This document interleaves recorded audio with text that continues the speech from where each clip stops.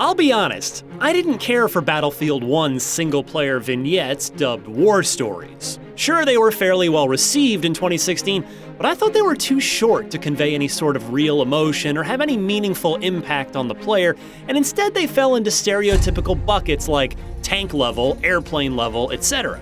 Hats off to Battlefield 5 then, because after playing one full war story and pieces of a few others, it's clear that developer DICE also thought that the ceiling on its solo Battlefield campaign was much higher. Vi vet at nogen er derude.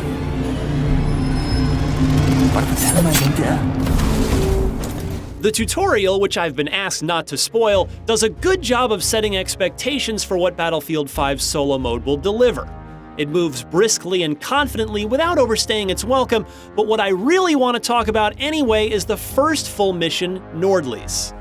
Set in the harsh Norwegian winter of 1943 during World War II, it follows the story of two women from the resistance who uncover a nightmarish plot by the Nazis to fuel an atomic weapons program.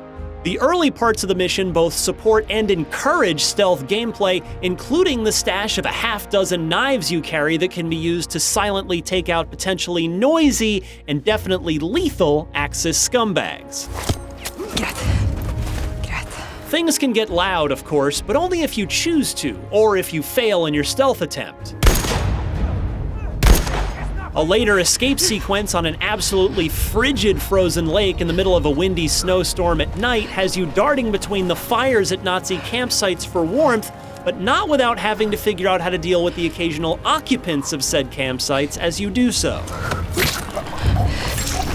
When daylight comes around, gameplay changes again.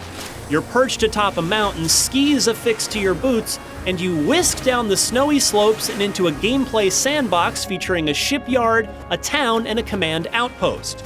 How and in what order you take out your targets at each is completely up to you.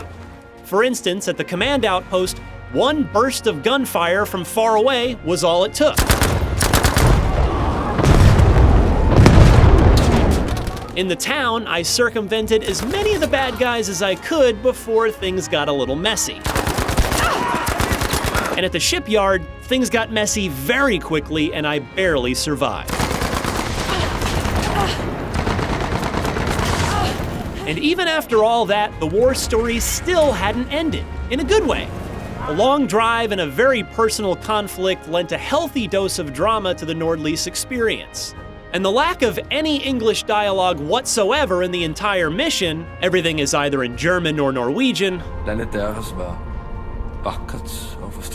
is a bold and welcome choice for Battlefield, and one that acknowledges the massive global conflict that was World War II without having to bludgeon you over the head with a big, large-scale cinematic moment. The usual preview caveats remain, of course.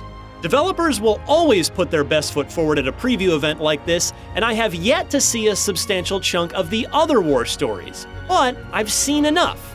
The small sections of two other war stories showed a lot of promise as well, so that I'm heading into the final November 20th release very excited to see the rest of this campaign. For more on Battlefield 5, check out the official multiplayer trailer and our hands-on with Conquest mode.